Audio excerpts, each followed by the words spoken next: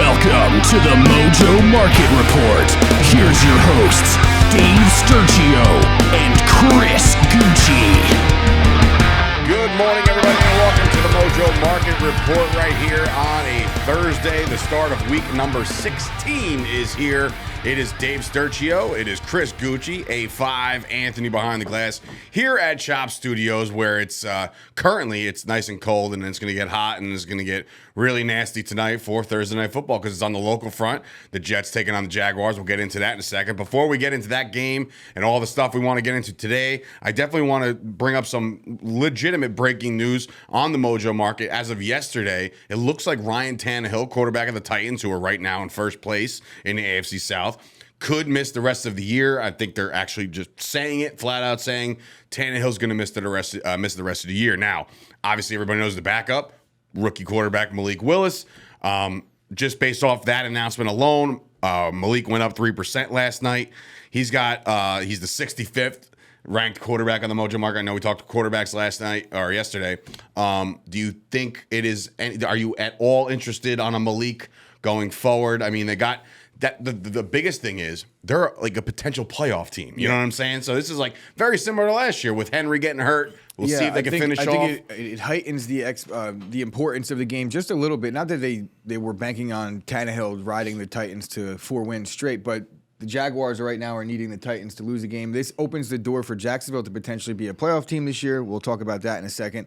But as far as Malik Willis goes, I like the player. I just don't like the situation that he's in. I don't think we've talked about it on this show before. I don't think that the Titans are the right fit for him because of the way they run their offense. Under center, 90% of the snaps. Malik Willis was under center 0% of the snaps in college, so the math doesn't math. I still don't understand why you draft a guy that just doesn't fit your system. Well, I don't think I don't get it. Maybe when they're looking at it, they don't anticipate Malik Willis being the starter out of the gate. He's a middle, a little bit of a project. Most of these guys sit a year or two, and if you look at where Derrick Henry is with the wear and tear that he's had in his career, it might be around that time that he kind of falls off a little bit, and then you could change the offense around. But I think that's a lot to have to digest for a third-round pick. They got themselves a decent schedule ahead of them, and again, we break down Thursday Night Football today, as a matter of fact, because it is the Jacksonville Jaguars. They're traveling east up here in the Northeast corridor, and that is against the New York Jets. Both teams right now technically alive. The Jets have slipped a little bit farther than we had hoped here in the tri-state area. But now all of a sudden, Zach Wilson gets the nod again. Mike White not cleared. This game has the potential to be a very, very heavily impacted game on the playoff picture because of the fact that the aforementioned just Titans, who are just one game above the Jaguars right now. The Jaguars coming off their thriller of a win over my Cowboys, right, in overtime. So they're rolling and they're feeling themselves.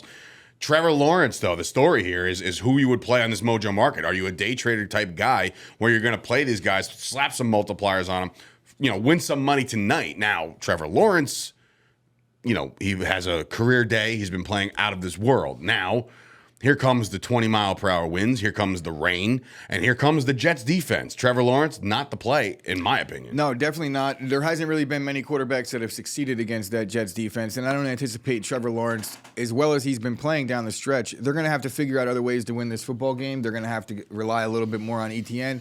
And I'm going to need to see Jacksonville's defense step up. I know we don't really talk defense on the Mojo Market, but that's what's going to have to happen here because it's going to be one of those sloppy games, as we know, with the weather report. Nobody's throwing the ball against the Jets defense in good weather. So, no, I'm not in on any of the Jaguars. I don't even expect a lot of attempts, pass catchers. Is what I'm saying. You're probably going to see some attempts because that's like 25 to 30. That's the offense the the Jaguars number. are running. I don't see ETN getting the ball 25 times. I just don't see that happening. I don't know who else they even have. Hasty.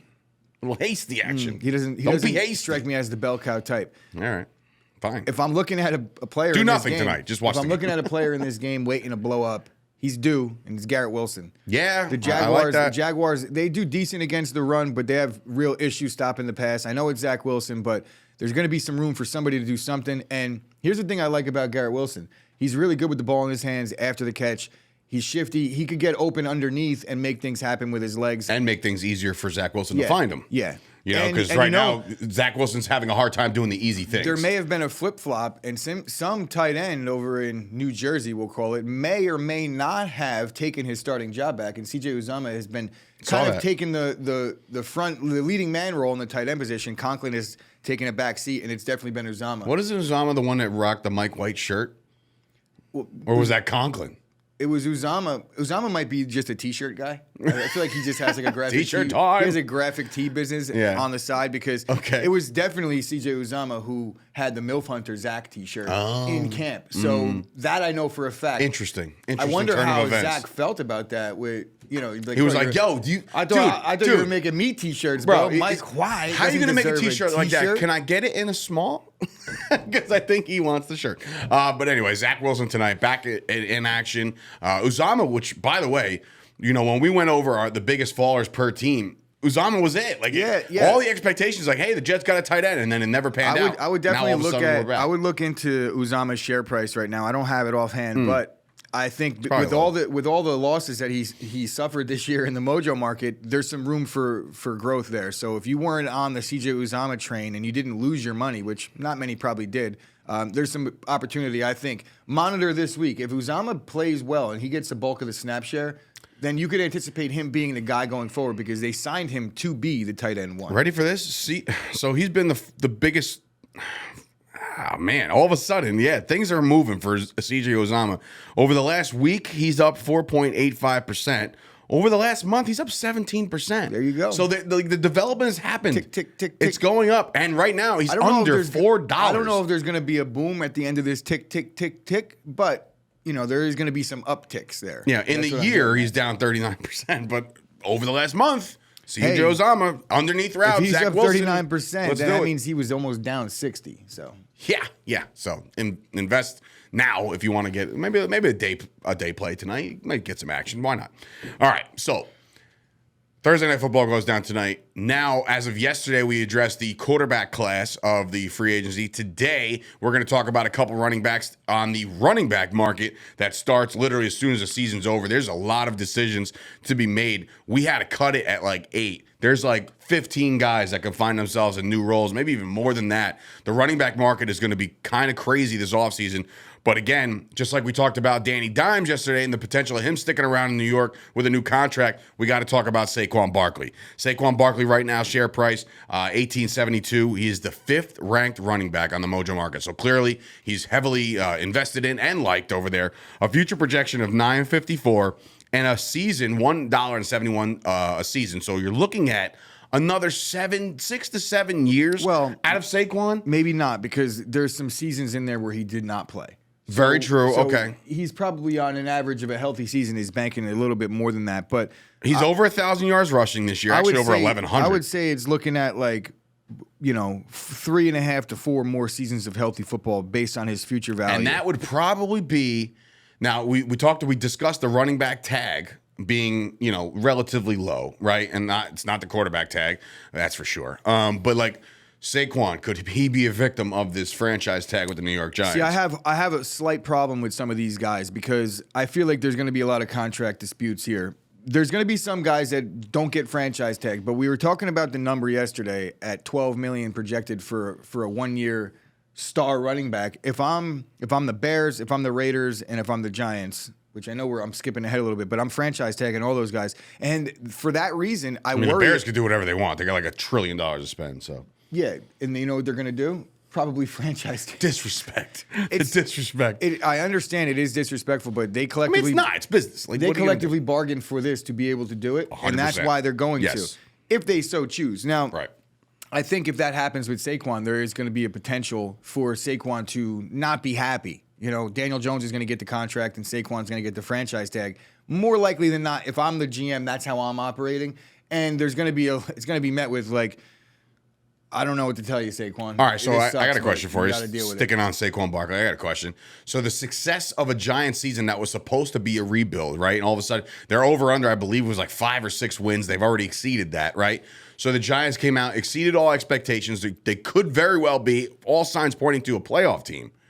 Who's more responsible for the success of the New York Giants in 2022? Is it Saquon or is it Daniel Jones? I stand by my comments that Saquon is the reason why this offense could do anything whatsoever. Daniel Jones has proved himself, but the quarterbacks always get paid. I mean, we live in a world where they can both get a deal. Really, it's going to be where we do live in a world where they both get a deal. I don't know if we live in a world where Joe Shane pays a running back top dollar.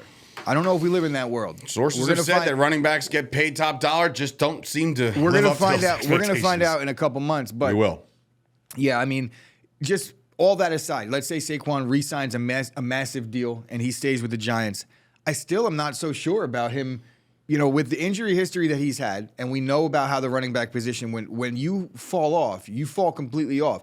It's very rare that you stick around and you get a backup role, especially if you're a star player. Usually, you might have. Yeah, I can't you see might Saquon get signed. as a backup There could somewhere. be a point you don't know. Like nobody ever thought Adrian Peterson would turn into the journeyman at the end of his career. Truth. He did, right? So we don't know. Like some guys could buck the trend and they could play really long and end up on 6 teams, but that's a long wait. Like Frank Gore. That's a long wait on banking that value. Yeah. So I just don't see right now, if I'm looking at what he's banked and then I'm looking at the future, they're expecting Saquon to basically double what he's done in his career. I'm not so sure. I'm Short? just simply not so sure about it. I might be shorting Saquon. All right, we'll see. Moving on. Based on he might hold out. That's very true. There's a lot It's lot up in the air with Saquon right now. Moving on to a prominent running, the NFL leading rusher right Plus, now. they have a tough schedule down the stretch, I believe. The Giants? I mean, they got the Vikings, the Colts, and I believe the Eagles. They have an easy schedule. Well, they got down the stretch. Eagles. Just the Eagles. The rest of the we'll defenses see. are trash. Josh Jacobs is the next man up here on our list here. He leads the league in rushing right now. He's about to eclipse over 1,500 yards on the ground, which, again, in today's world where it's a passing league, this is huge numbers for Josh Jacobs. The only issue here is, the Raiders stink, right? And he's the 12th ranked running back on the Mojo Market, a $6.52 future value right now. He's banking average $2.11 per year. Jacobs is the lead dog as far as the rushing, right? I mean, that's that. There's no debate about that he's the guy.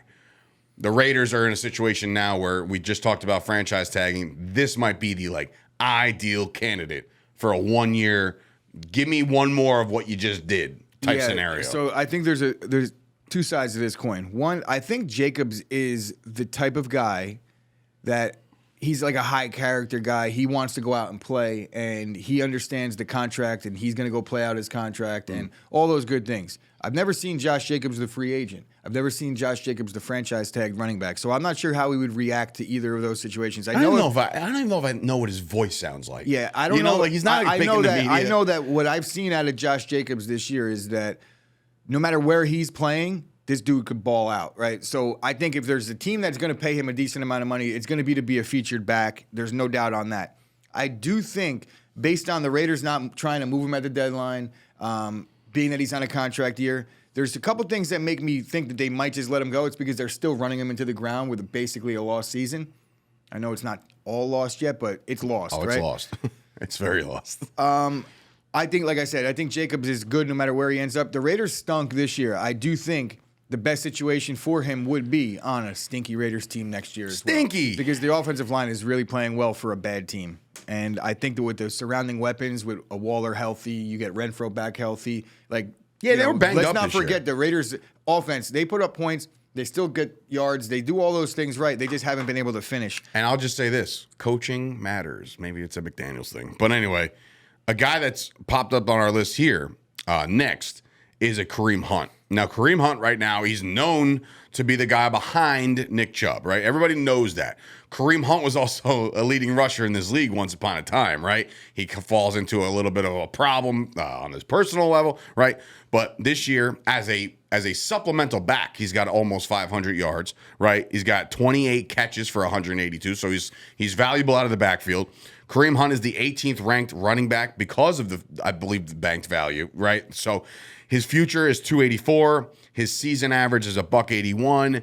Basically, what I see here with the future value is that Kareem Hunt will get a deal, but he will not be the starting running back anywhere going forward. Just based off the projections, I just don't see, with this projection of $1.81, you're basically saying, cool, give me another year or two, as an effective runner. You know what I mean? So I just don't see him being the bell cow anywhere. I don't know if he's going to be the bell cow, but I think that if his agent is smart, he's going to try and sign him to a spot where he's at least the feature, right? Where he's the Sure. guy that And you know starts what? the game. It's funny because a lot of these spots that we're talking about might have a void for a Kareem Hunt. So. Yeah, so as I look into it, I mean, I know we didn't get to Montgomery yet, and we will, but I like Kareem Hunt based on his future projections because it's not going to take much. No. You know, if he signs as the starter for one season, that's going to shoot up a great deal. Think about it, right? If he's at 1296, I feel like he's had a very spotted career up to this point, and that means he's banked more than Saquon has. Right? Possibly. He's only been there one more year, right? And go back to Saquon real quick, just so I want to bring that up. Yeah, he has banked more than Saquon. All right, you can go back to Kareem. So he's banked more than Saquon more. has, and he's had I mean, I know he lit it up early in his career, so there's probably a lot of it in that first year with Kansas City. But yeah, I mean, he was a savage. The fact remains that I don't know that there's that much. Like, I see 284 easily in his future. I don't know how soon it's going to be, but if he signs on with a team and he's the starter next year, it might be as soon as next year. You know, he could get $2.50 in bank value next year. Then what's his market projections going to look like after a good season? Right. And even if he doesn't sign on to be the starter, let's say he signs on to be a Zeke or Tony Pollard type or an A.J. Dillon type, that's easily attainable there as well. I think so too. Looking at what he probably banked this year on a down year, right? As a guy that Nick Chubb is clearly the bell cow there, and he's probably banked a decent amount with 500 yards, 28 catches. Yeah, I'm all in on Kareem Hunt. I think I'm all in on the next guy. You mentioned him already, David Montgomery. Okay, $11.49. He's the 23rd ranked running back on the Mojo Market. He's got $3.69 of future value projected, and he averages $2.09 a season. With the fact that the Bears have all this money to spend in the offseason, I don't necessarily think that he's going to be a victim of a franchise tag situation, considering the fact they have all the money to spend. So if they like him, if he's a character dude, if he's a guy that meshes well in the Justin Fields run. Josh Jacobs and David Montgomery? Yeah, Spider-Man, right? I believe so. But I think Montgomery is actually in a better situation right now, considering the build, considering what they've done as a team. Like, there won't be any draft capital. They have the second overall pick right now. At the worst, they're going to get the third, right?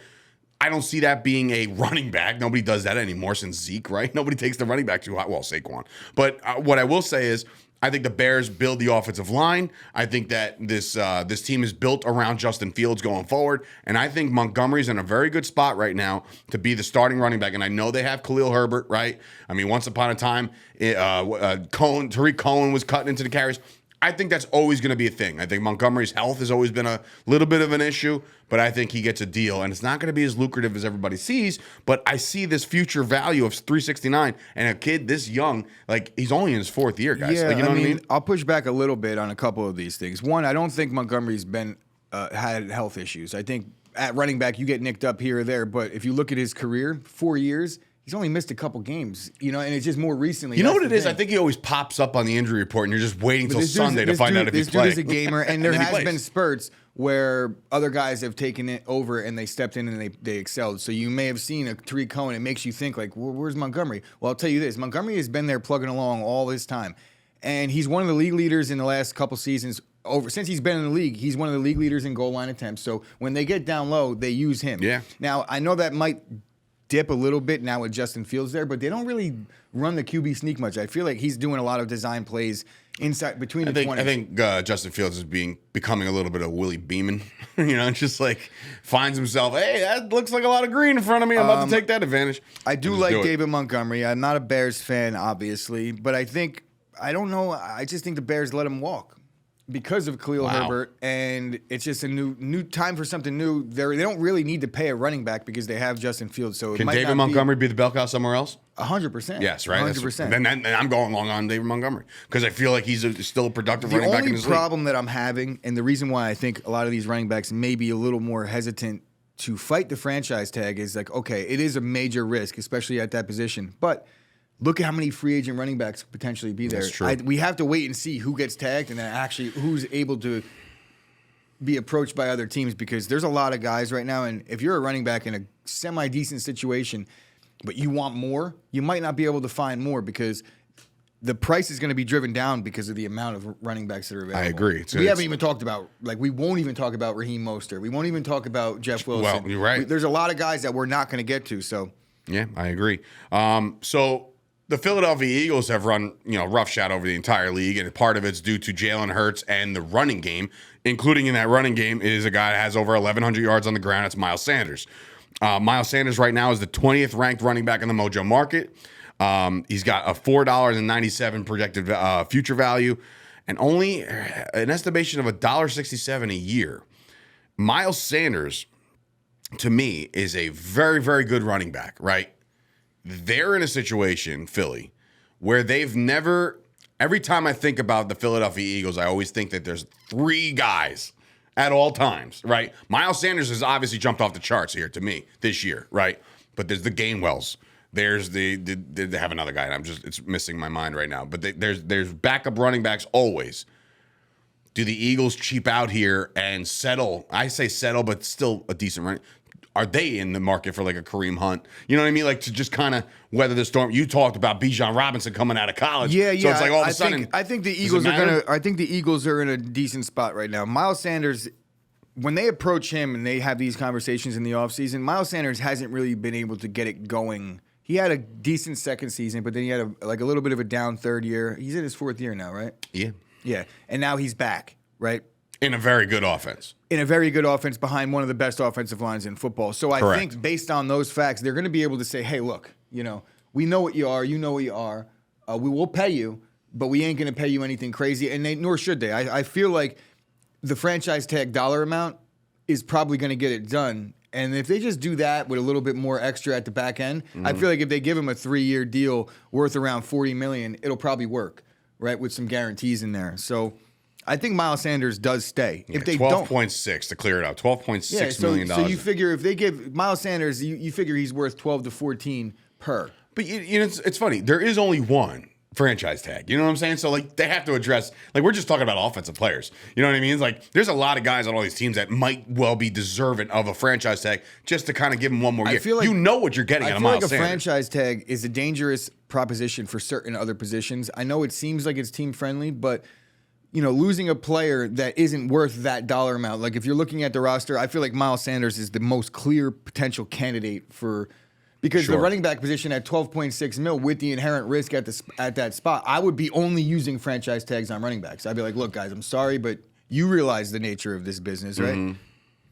But Miles Sanders, I think he stays in Philly. If he doesn't stay in Philly, I think that they really 100% make serious consideration at Bijan Robinson. And if they don't, I feel like they trade out of that spot.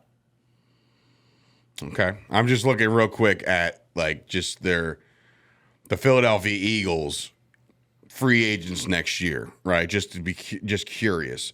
Guys like Fletcher Cox, Robert Quinn, who they just acquired this year, Bradbury. So, like, there's a lot of defensive players over there that Ndamukong Suh, I don't know if they hold on to him. Probably not. No, but Boston Scott, you know what I mean? Like, he's another running back. That's the other guy I was talking about. I don't know if you're able to franchise a player on a 1-year deal that you signed mid-season. So Sue and probably not. Yeah, you're right. Probably. I don't know if that's the actual rule, but that makes sense. Yeah. But yeah, I mean, look, Zach Pascal. Out of the names, name those guys again. So Fletcher Cox. Fletcher Cox is probably out because you could probably get him at a vet deal. Truth. I'll just go based off of snap percentage just to give you an idea. Marcus Epps. Is there anybody that you would say is a bigger candidate than Miles Sanders? Probably not. No, I wouldn't. Gardner Minshew? That's a quarterback tag. That's a ridiculous. Talk to me after He's Saturday. Out. But anyway, Miles Sanders is a very interesting topic. Moving on to my guy, Tony Pollard, who, by the way, I don't know if this is going to set off some folks, but yesterday the Pro Bowl people were announced, and Tony Pollard's a Pro Bowler and Zeke is not. So, yikes. I mean, he's having a better year. He is. He's doing well. 969 yards on the ground as the supplementary back. He's caught the ball 33 times for 310. He's gotten the end zone 12 times. Tony Pollard is the future. If the Dallas Cowboys want to consistently be the new offense that they're looking to be, Tony Pollard needs to stay in Dallas. We should have put Zeke on the free agent list after he gets cut. I mean, it's not. I mean, might be free agent in June, but maybe I don't know. Maybe more. I don't know. But what I will say is this: Tony Pollard is the 16th ranked. Believe it or not, the Dallas Cowboys have 2 of the running backs of the top 16 on the Mojo Market. So that goes to show you. Obviously, Zeke's got the bank value, but the big thing here. is the future value of Tony Pollard. They're projecting $7.50 at $1.20 per year. To me, that says 5-year deal.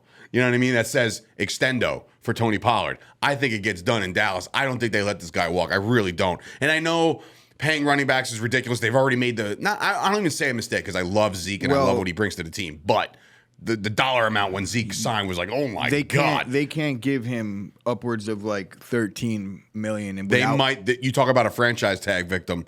This guy might be the guy. At a 1-year deal. But because Zeke has got 1 year left. See, if I'm Tony Pollard, I'm fighting that tooth and nail. I might sit. Nobody's sitting. Everybody wants. I understand that, but bro, he's out of all the running backs, I feel like Tony Pollard's in the position to get the biggest raise, right? Yeah. And I'm not risking it, man. No way. Not in this spot, right? Because Tony Pollard will get paid a massive deal. You're talking. I think that the league is starting to see a potential budding star here, and because he hasn't really done enough in terms of proving it. He's proven it this year, but he hasn't proven it over the course of his career to this point yet. He's proven that when he gets the ball, he does well, but he hasn't proven he could shoulder the load fully.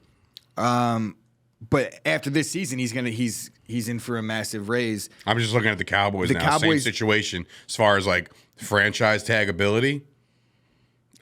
They can't. I don't know, man. They cannot pay him $15 million. No, of course not. $14 million with Zeke on the deal. They can afford to pay him that. In a bad way, that will be a bad move probably. But if that's what it's going to take, you cannot pay 35 plus or 30 plus for your running back position. Can't do it. Can't do it.